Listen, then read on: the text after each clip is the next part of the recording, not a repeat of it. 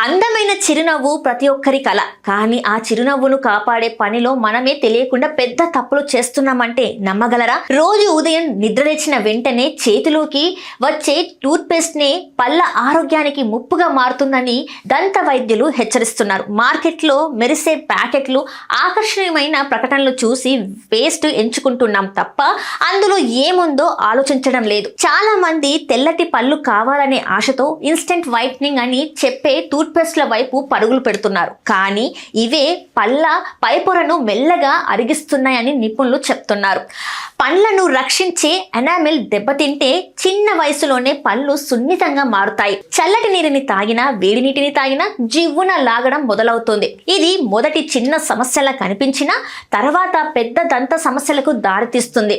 మరోవైపు natural herbal అనే పేర్లతో ఫ్లోరైడ్ లేని పేస్ట్లను కూడా విస్తృతంగా వాడుతున్నారు. ఫ్లోరైడ్ పండ్లను పుచ్చిపోకుండా కాపాడే కీలకమైన ఖనిజం. ఇది లేకపోతే బ్యాక్టీరియా వేగంగా పెరిగి పిప్పి సమస్య మొదలవుతుంది. అదే సమయంలో ఫ్లోరైడ్ మోతాదు కూడా నియంత్రణలో ఉండాలని వైద్యులు సూచిస్తున్నారు. అది ఎక్కువగా ఉంటే పళ్ళ రంగు మారడం వంటి సమస్యలు తలెత్తవచ్చు.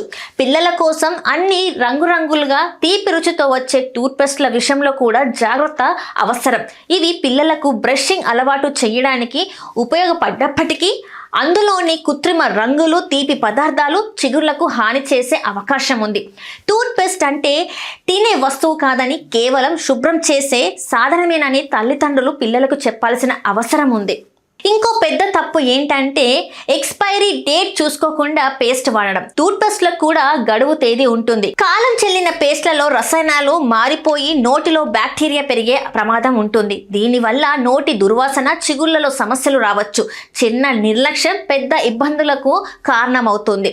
దంతాల ఆరోగ్యం కోసం పెద్ద ఖర్చు అవసరం లేదు.